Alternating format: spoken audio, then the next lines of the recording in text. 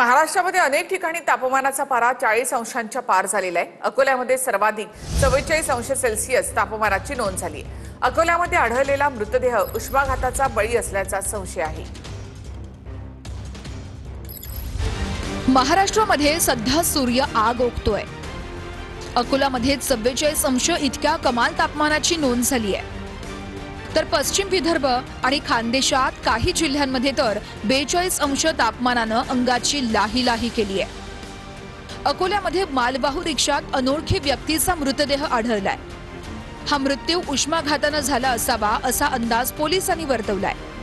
उष्णतेच्या लाटांपासून संरक्षणासाठी शासनाकडून उष्णता कृती आराखडा जारी करण्यात आलाय। कोणत्या जिल्ह्यात सरासरी किती तापमान आहे बघूया।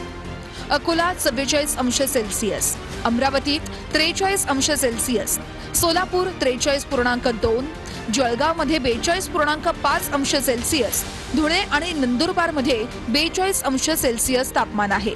तर पुण्यामध्ये 40 अंश सेल्सिअस, मुंबईसह कोकणात 38 ते 40 अंशांवर तापमान पोहोचलंय।